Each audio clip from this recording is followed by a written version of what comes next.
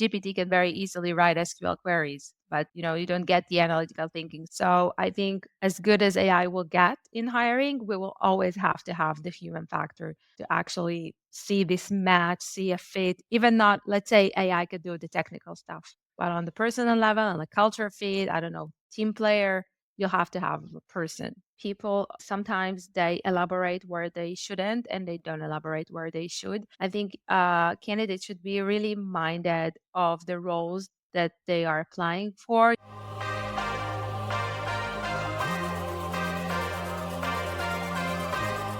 We are live on the Objective Hiring Show with Nurit. Welcome to the show. Thank you so much for joining us.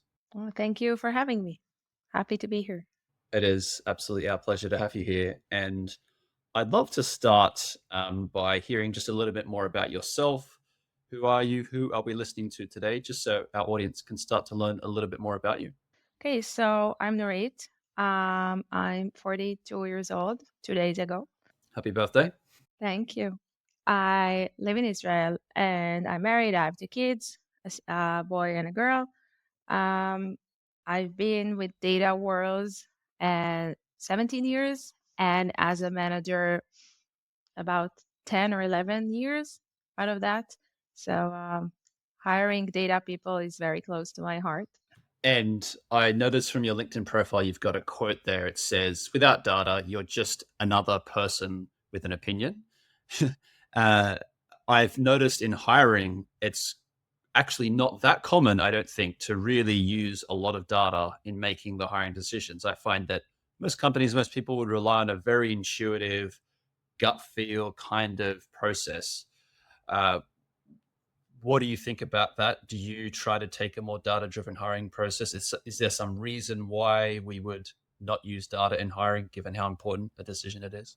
So I think hiring has kind of two um, completing tracks. I mean, we have the very professional side of hiring that you have to have certain skills and that can be very data driven. I mean, it's even it's either you know or you don't know, and or you need to know something like SQL in a certain level.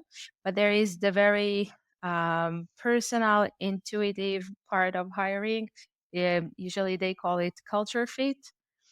And that is something that is very hard to kind of put in a frame and be data driven because it's more based on the connection you have with the candidate and the connection the candidate has with the hiring manager and how you think he will be a part of your team and can really be integrated within your team.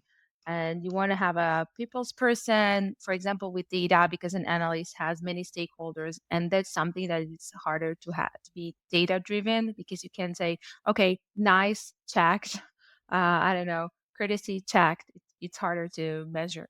I agree, although I do feel like we could probably apply some of the same methodology to these more subjective cultural fit things. Like, for example, I actually wouldn't have a problem with a company saying, you know what, 20% of the criteria for this role is how likable the candidate is. So everyone who interviews them is going to say how much they like them on a scale of 1 to 10. At least then that's adding some kind of metrics as opposed to some general feeling of, I don't really get along with them.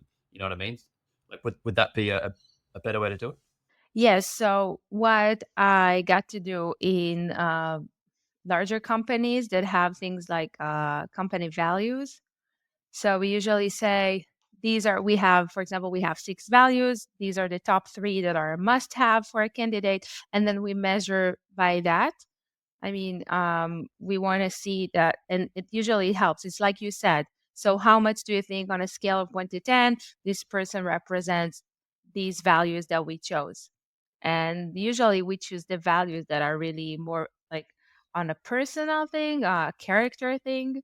And then, yeah, and then we rate this because I agree, it's very personal. You can even sometimes feel unlucky because a developer A interviewed you instead of developer B, and the entire interview could have gone in a different way. So, yeah, I completely agree. We try to quantify this with values. And I'm interested in this. Like, have you taken it in the past to a level where it is at the end of the day purely numbers. So, you measure the hard skills, you measure the values. At the end of the day, a candidate's got a score out of 100. This one scored 90 versus this one has scored 80. Therefore, we're hiring the one who scored 90. Or is there still some kind of subjective final decision element that really isn't encapsulated in the number? So usually, yes, hopefully you get to a running of two good candidates, and you try to compare. Okay, so first on the really necessary skills, the technical skills, you try to compare who is better in the technical skills. But let's say they're really neck and neck. So yeah, you're like, okay, let's look at the rating of the values, and you try to take the person that had the highest score or fit. um, Again, as data people, yeah, I try to make it very data driven and not based on a personality, because it really depends on who were the interviewers. So I try to take that out of the equation and really focus on numbers. Yes. I had a interesting conversation this morning with someone that I'd like to get your thoughts on. So they had described their whole hiring philosophy over 20 years as basically trying to find candidates who are systematically undervalued by the market in some way. And so what they noticed was that, yeah, there's certain types of personalities and people who are going to interview not very well. Like maybe they're not super extroverted, they're not super confident, maybe they're not people, maybe they're sometimes a little bit on the spectrum. And so he made a habit of just identifying these people who just don't get the jobs they kind of should based on their skills, and giving them an opportunity that other people had not given them. What do you think of that philosophy? Do you think there's some kind of merit to that? I mean, first of all, it's very nice to hear that someone actually paid attention to these. And I do agree. And I've had my share of interviews, and I've noticed candidates that had a bad interview, but I could see that there's a potential there. But I know interviews anxiety. I have friends who are stuck in jobs just because they're so anxious of getting an interview. On the other hand, I mean, in data, it's most of all just people that you know. I ask my colleagues, do you know people? And then it helps me with their recommendations, because I know, okay, even if the candidate had a bad interview, but they come with great references. So I trust the references. I know you can have a bad day, you can be very excited in an interview. So I do try to look past that. You mentioned something in passing that I was struck by. You said you have some friends who are stuck in jobs they don't like because they have a fear of interviewing. Is that the case? That's really interesting. That it's that much of a fear sometimes that we might not even pursue the job that we deserve or we really want. Um, I'm wondering, do you have any advice for people like that who might have that kind of worry or concern? I mean, first of all, yes, I didn't know it exists. I agree. I mean, everyone gets excited. I mean, and a bit nervous. But I have a really good friend. She's a super developer, but she's stuck 5 years in this job. She could get a lot more money. I can guarantee that. And I actually reference her in, like, for friends in few companies, but she was really anxious in even in a level to start crying during an interview. I mean, like literally panic attack.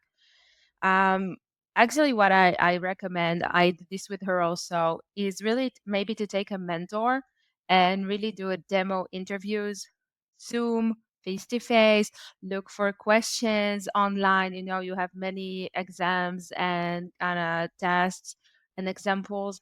But I think the best thing is to really have a demo interview with someone in your field. There are many in Israel, many mentoring programs, many people who volunteer, even pay someone. But I think that the more you practice, and I think with the stranger is even better, because it really gives you the feel of a true interview. And I think it's sad because they can go through a hiring process, CV screening, initial phone call, but then they get to the actual interview, and the like their great first impression just goes to waste. Yes, yes. The difference between interviewing in the comfort of your bedroom or home office versus being there in person in this strange environment, which again, from a conversation I had this morning, someone described it as often the interview rooms often being very sterile, almost sometimes reminding them of a doctor's office where not that many people are going to be that happy.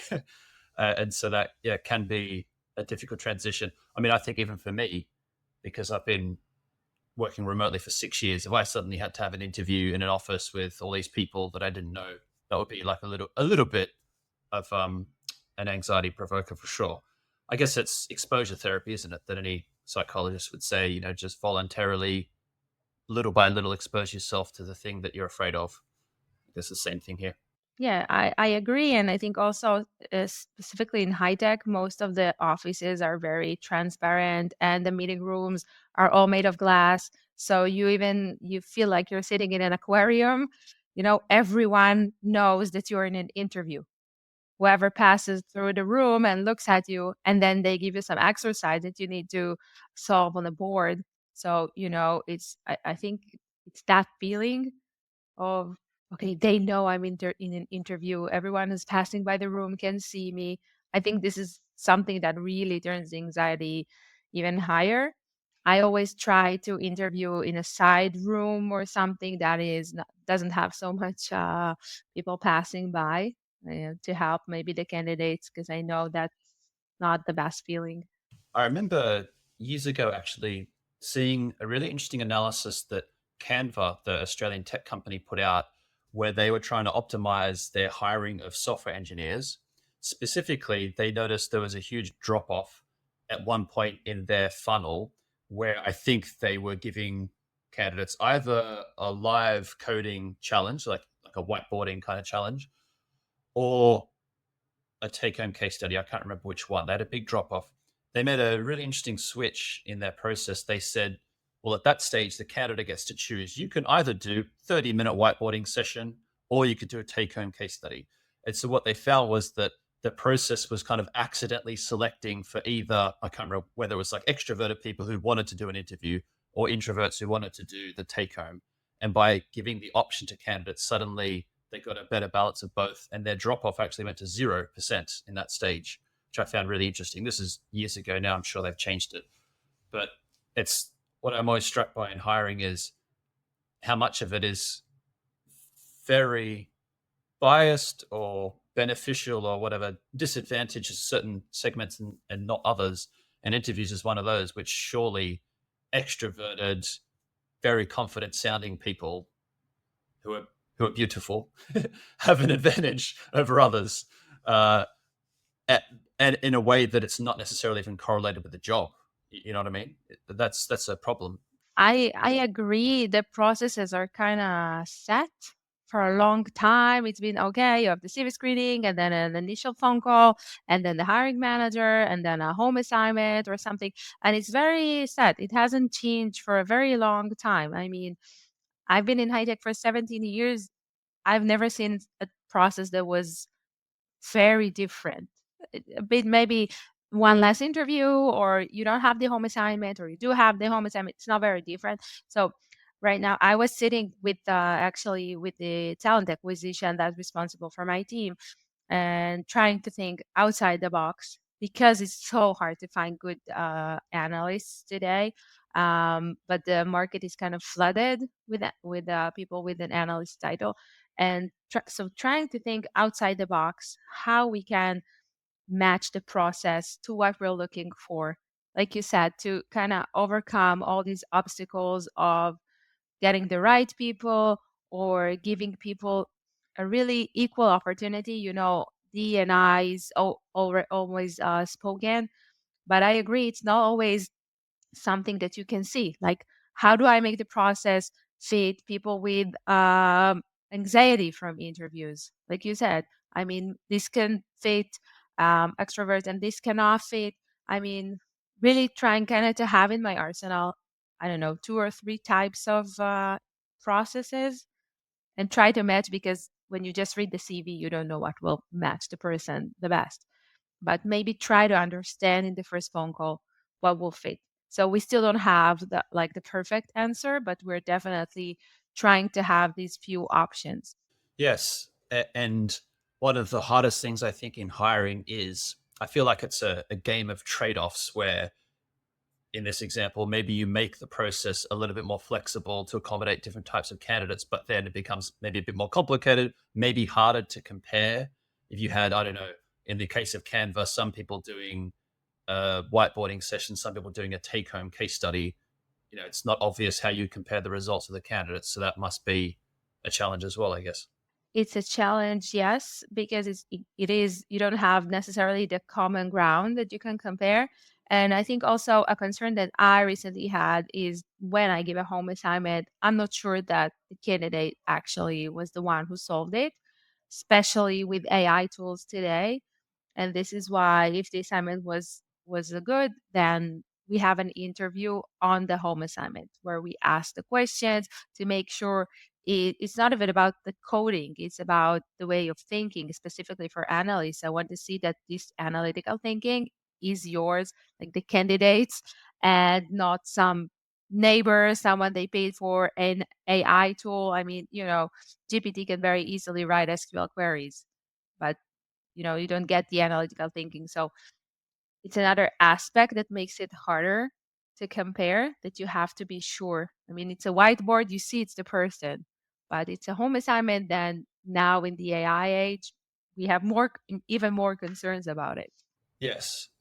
But as you say, with the follow up interview to delve into the details, I would have thought it would be very hard for a candidate who had either outsourced the entire thing to their friend or to ChatGPT and had just sent it off, that they would really drown in that interview pretty quickly if they didn't understand what they'd done, because you as an expert interviewer could really start digging into the details.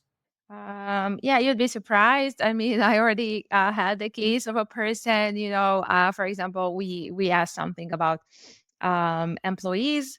I mean, the queries were about employees, and but in the during the interview, sometimes he said employees, sometimes he used other terms, and as more and more that I asked, it became very clear that he was not the one who solved this exercise. I think it was ready with answers on like the very top surface. It was not ready for me to really deep dive and ask really harder questions. Um, I mean, I am happy that I was able to find out that, yeah, right, before I hired this person, because the exercise was really well. So I hope he learned his lesson, but I definitely learned my lesson that I have to deep dive if I want to get the hiring, uh, to get the good candidates, and if I want this hiring process to be successful. It even made me consider not giving home assignments because of that. Yes, yeah, AI has just changed so many things. And I feel like we're in this weird state where, because candidates have adopted it very, very quickly for their resume, sometimes in interviews, sometimes for tests, and companies haven't quite caught up yet because the software hasn't necessarily been built out using the AI. We're in this weird pattern where hiring process seems a little bit broken. Like candidates are using it to write CVs, candidates are using it to apply also to jobs. And so maybe we just need to see this period out. Maybe in a year or so, the HR tech might have kind of caught up, to have a sort of AI versus AI battle. I don't know. Where do you see this going in the next couple of years? I definitely see AI going into the screening process and the hiring process. I mean, today we have these automatic algorithms that can screen CVs, but I already know that they're not always the best.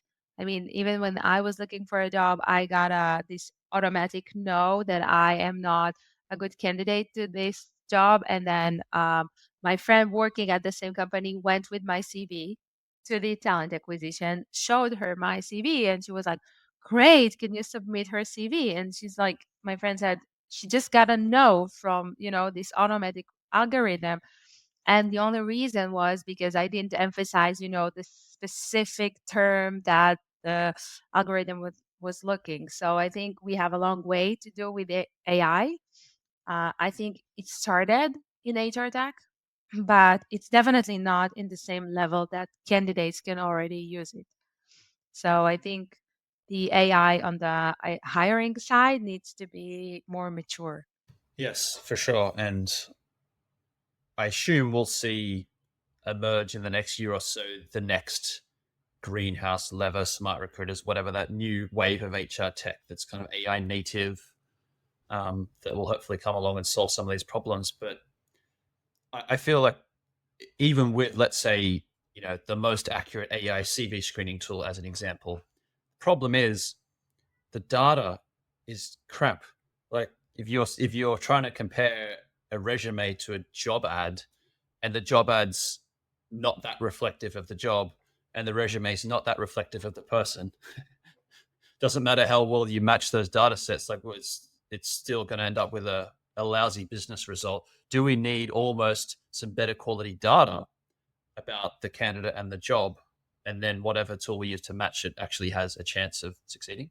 I think this is the reason why some people say, I'm not afraid AI will replace me. Because I think specifically in hiring, especially in hiring, there will always be a room for the human factor. As good as AI will be, and algorithms and comparison, and I don't know what, you will always have to have this human factor, um, talking to a person, person to person, understanding what's going on, and you have to be on the data, right? I mean, let's say we have this automatic process, we're not interfering, right? But then you measure your employee attrition or involuntary attrition. So you have to see out of 100 that were hired with this automation, no no human interference, how many were a good fit. In terms of a year, how many were laid off. So I think as good as AI will get in hiring, we will always have to have the human factor to actually see this match, see a fit. Even not, let's say AI could do the technical stuff, but on the personal level, on the culture fit, I don't know, team player, you'll have to have a person. Yes, for sure. And you were, yeah, talking about almost like comparing the success level of AI versus human recruitment, let's say. I think part of the issue there is I don't think we even have agreement yet on what success is, because you could measure it as, yeah, stays in the company for a year. Is that successful or not? What happens if they leave after a year to get promoted elsewhere? You could argue that's successful. What happens if they stay in the same job for 5 years in the company? Maybe that's unsuccessful because they haven't advanced their career. So we'd have to get some measure of success to begin with, which I don't think a lot of companies even have.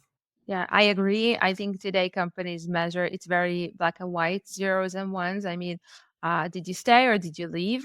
And how long it took you? I mean, okay, let's say benchmarks is 7% in the industry and we have 5% attrition. So we are in a very good place. Um, and we are in a good place, but I agree that it's not that black and white because, like you said, maybe I'm happy at my job, but I just want to get promoted. And the company that I work at doesn't have this opportunity, not because they don't want to promote me or they don't value me. They just don't have this opportunity. It could be 10 people startup and I want to be a team lead, but maybe it will happen in 3 years, but not now. And somewhere else offers me this team lead, so I might go. So I agree. Again, it's the human factor. I think we'll have to have like a sentiment analysis, maybe ask people, see why they're leaving, if it's the company or something within, like internal, or it's just because they had a better opportunity. And I agree. I know people who are in my teams and they're still in the same role. But they're not looking to move forward. I mean, they are moving forward with their ranks within the corporate, but they're not looking to be managers or tech leads or something, but they're good with it. So again, is this a good success criteria? Because they're essentially not moving, right? But for them, it's what they want. So we'll have to have these, I don't know, like surveys or something like that that will give us a more uh, complete picture of this, but we'll have to get sentiment analysis into the process. Yes, maybe the performance reviews as well, which maybe add some value, but then also you could say, well, sometimes a bit biased. I'm sure people listening might have had a performance review they didn't agree with. So yeah, it's a complicated problem. Is there any step of the recruitment process that you think we should just throw in the bin? Like it's worth pretty much worthless. It's not worth our time doing. I mean, I think we can definitely maybe skip some levels or maybe I mean, maybe combine some things. I mean, I think it's redundant to have. I mean, I do the CV screening, and then sometimes HR in many companies, HR does this first initial calls of like 10, 15 minutes to tell about the company and ask about the candidate or like looking for certain words. And then sometimes the hiring manager does this first interview or something. So I think, especially in the beginning, I think we should have the process a lot shorter.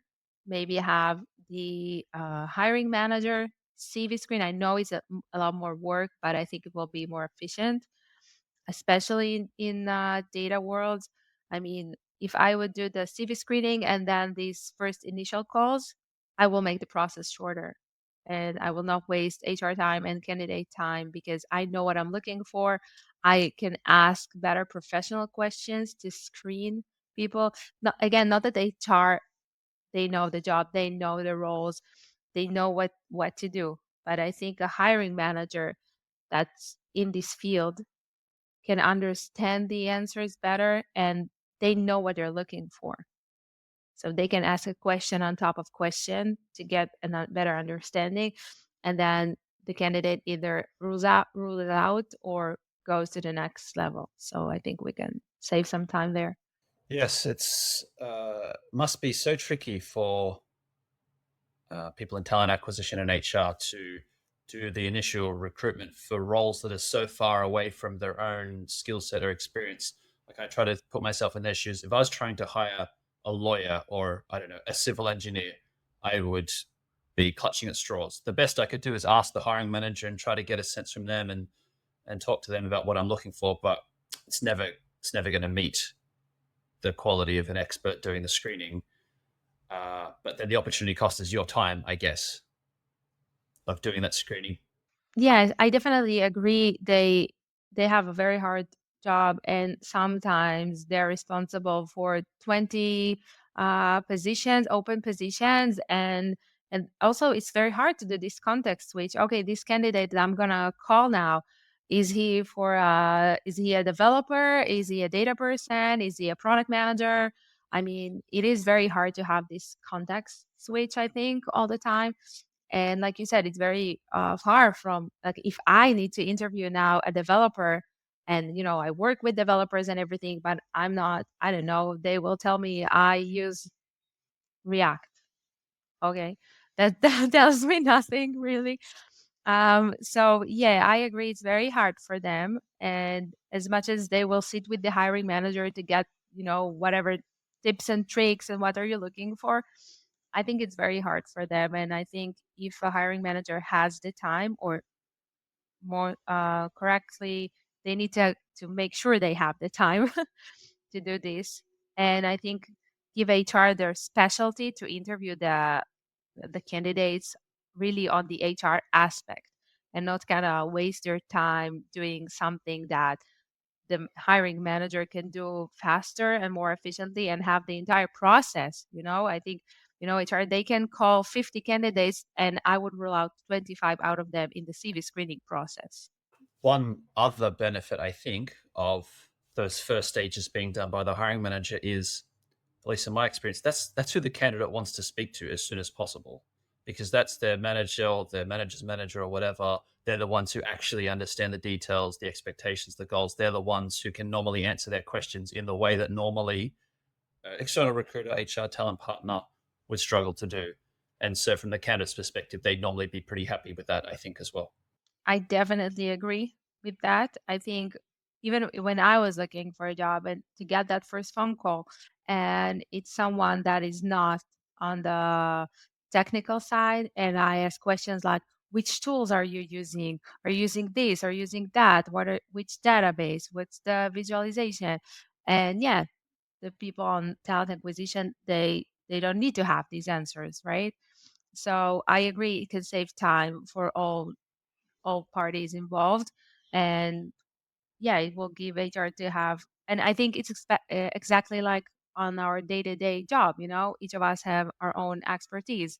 So we should use them in the hiring process as well. If I'm the data person, I'll screen the candidates on the data side, and HR should screen on the HR side. I'm sure you must have read many hundreds of resumes, probably thousands actually. Have you noticed any common patterns where candidates fall down in the way they've created their resume, the way they've crafted it? Any kind of suggestions you might have for them? Yes, I think people sometimes they elaborate where they shouldn't and they don't elaborate where they should. I think candidates should be really minded of the roles that they are applying for. You should even have several CV types for each role that you are trying to apply for. And if you're going for a data analyst, so elaborate on the things that you did on your previous roles that are very much related. I mean, if you started as a product manager and then went to being an analyst, so okay, write it like a row or two that you were a product manager, but then give me like the 5 or 6 rows about being an analyst and the tools you worked with and some interesting insights that you may have. Because I really see this thing mistake, I can say, repeating that. Even sometimes I get resume of just like, I don't know, I worked in this company from 2010 to 2015 and like a title data analyst and then nothing else.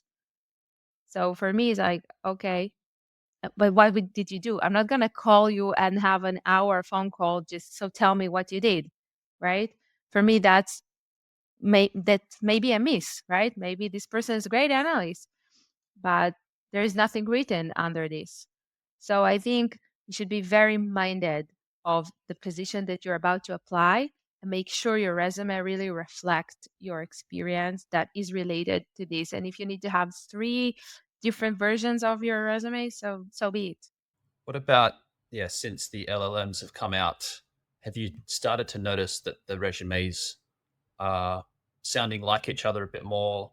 Are they starting to look better in that they seem to match the job description better? So I do feel there are like trends in the way CVs look like. I mean, every few years there is this new trend. Now it's 2 columns. Now you have a colored column on the left. I mean, things like that. I think it's kind of a trend thing. Uh, but definitely, I feel that they all have the same kind of patterns. And they're definitely trying to think what the LLM will be looking for and then try to match that. And actually, this is a tip that I give. I do a lot of mentoring for junior analysts, and sometimes I tell them, go on LinkedIn, go on all these places that jobs are posted, and see what they're looking for, and make sure you have these words in your CV. So if they're looking someone that has worked with, I don't know, Snowflake, and you use Snowflake, you have that experience. So make sure that you write this down. It's not necessarily will get you through the CV screening, but it can definitely help. Or make sure it's in a certain uh, type of file. I mean, for PDF or Word, to make sure when the algorithm go through this, it's not a gibberish. It can actually read English. So definitely, I think people are kind of trying to think what will pass these LLMs, like trying to find these keywords to emphasize. Yes. And I think one of the challenges has always been that, and it's, maybe this is slightly subtle, but when you apply for a job with a resume, you have very different audiences who are going to read that resume. You have, let's say, a recruiter, talent acquisition, HR person, hiring manager person, very different personas in terms of their knowledge, probably of what you're talking about on the CV. So it's almost like it has to be pitched at different levels, even though it's one document. And now, as you say, there's this third audience, the large language model, which will start to become more and more common. So, kind of reminds me a little bit of like Google search engine optimization. You've got to somehow create a website that suits humans and the Google crawl bot. And I guess we're going to go down the same path with resumes as well. Yeah, I agree. I think this is what kind of the look and feel of the CV is trying to do. I mean, kind of okay, not to have too many words, but not too little words. Is kind of for the person that just going through the CVs with their eyes, but not actually reading what's written, and maybe put some words in bold. So that's more, I think, for the maybe talent acquisition that is trying to screen according to what the technical hiring manager said. So they will be kind of putting in bold their, I don't know, their SQL or analysis or words like that if it's for analyst positions. And then I think the actual content, like the elaboration of each role, is for the eyes of the more hiring manager technical person. So I think this is the way to kind of try and make everyone happy when they're looking at this one page, hopefully one page, because there's also this uh, something that says don't do more than one page. But then what if I have a lot of experience? So the last tip that I got was kind of to summarize. I don't know from the if I 17 years. So I don't know, summarize the first 5 to 10 years in like different data roles in the following companies, but don't elaborate, just elaborate on the latest. So I think it's also a trend and it really depends on the person giving you the advice. Yes, it's so subjective. And what I imagine is going to happen, this would be my guess, is having the idea of having this short resume has been because the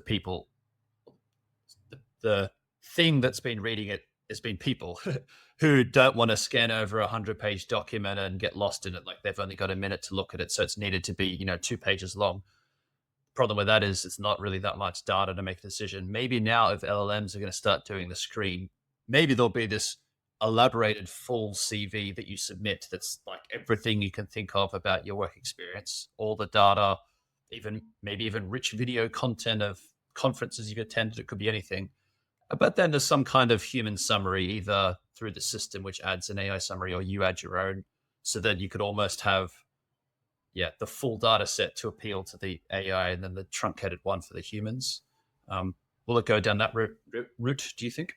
I think definitely as more and more automation will go into the process, I think we should get more creative. I mean, I think if people had the opportunity kind of to have this 30-second self pitch to go along with their application, it may help. I'm not sure everyone will do it, but I think it could definitely help screening better because I don't know if I will say, this is my CV and I go and I have a 30-minute I don't know video that I say, hi, I'm Nurit. I have these many years experience in data roles. I don't know. I think it has a beneficial advantage, and I think it will be necessary because all these white pages with words on them, it's very hard to differentiate. So I think the more automation and less, like you said, people don't have to sit in front of the computer and do this. We can afford to have to screen a lot more CVs in less time. So I think we will have to go there in order to really bring quality talent. And I don't know. I think companies will want that also, kind of to give them the advantage on other companies in bringing good talent. I feel like at the moment we're in a situation where the inbound flow of candidates through jobs boards is a little bit messed up because of the AI generated CVs and the automatic applications and what have you. Uh, but as you mentioned before, referrals are still a really good way to identify a good candidate, especially if the referrals from a trustworthy source. Would you focus, if you were a candidate, on trying to get a referral into a company rather than applying through jobs boards and fighting it out with another 1,000 applicants?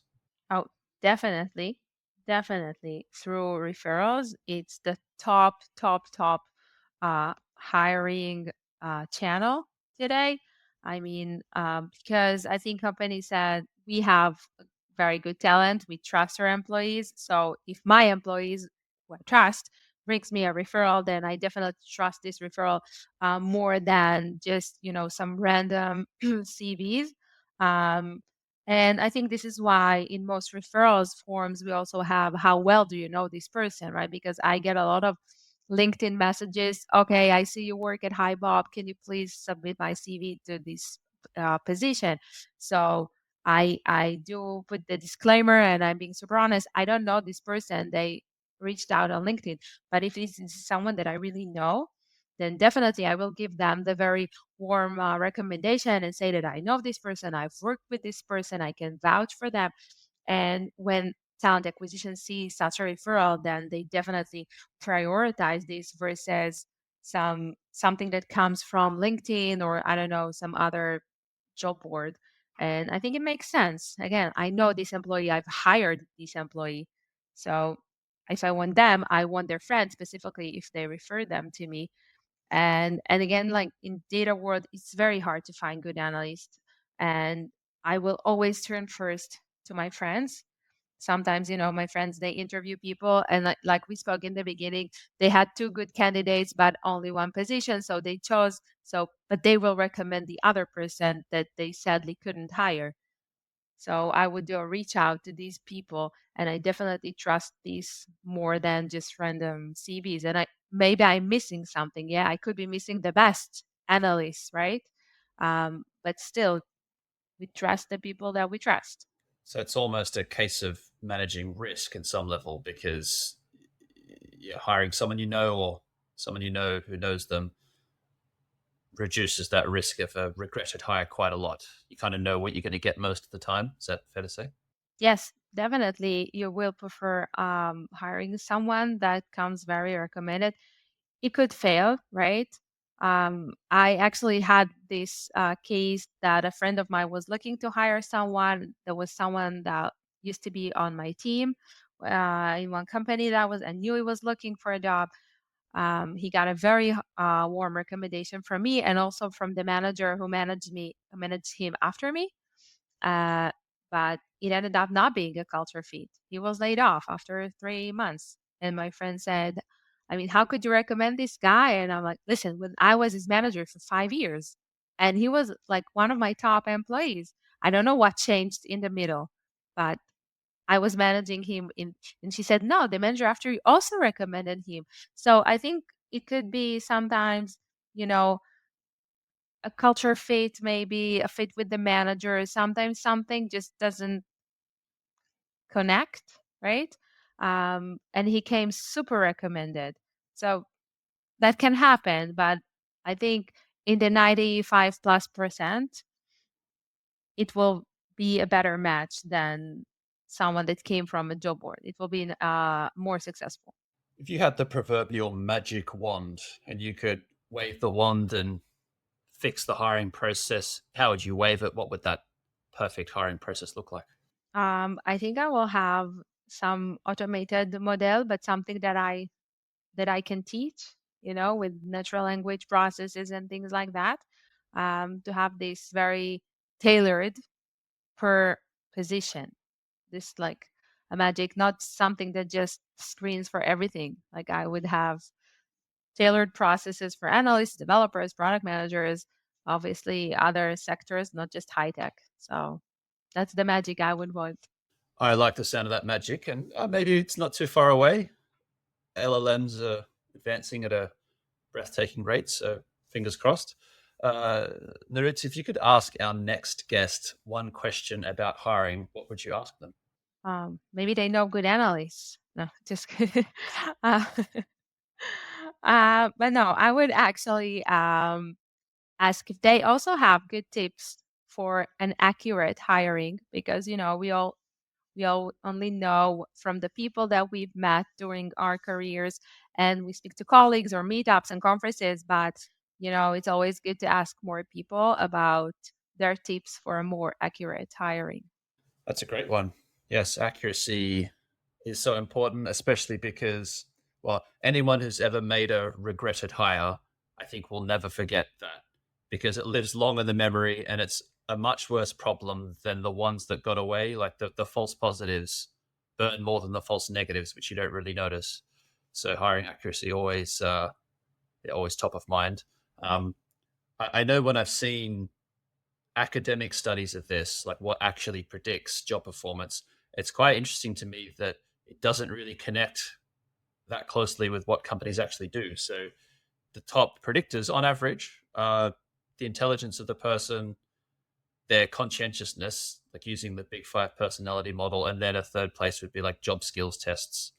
But a lot of the things that aren't predictive at all are the things we spend most of our time doing. So, how much experience do you have? The resume, unstructured interviews rank really low, at least based on the academic research that I've seen. So I've always found that interesting that there's this weird disconnect between practice and academia.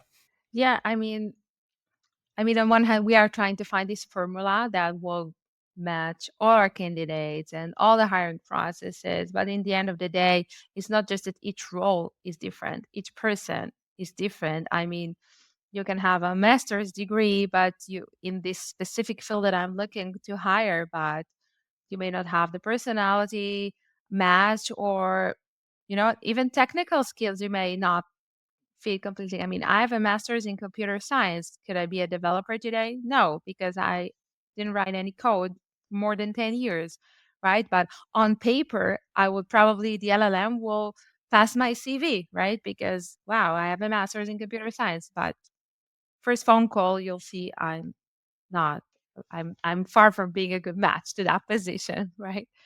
So I think we need to tailor this formula of how sometimes the first measure is the most important, sometimes it's the third that becomes the most important. It's about tailoring this. Right. Well, yeah, looking forward to discussing tips for accuracy hiring with the next guest. And in the meantime, Nurit, been a great conversation. Thank you so much for sharing all your thoughts and insights with our audience today. Wow, thank you for having me. This was great. Enjoyed it a lot. I'm looking forward to hear the next one talking about accuracy.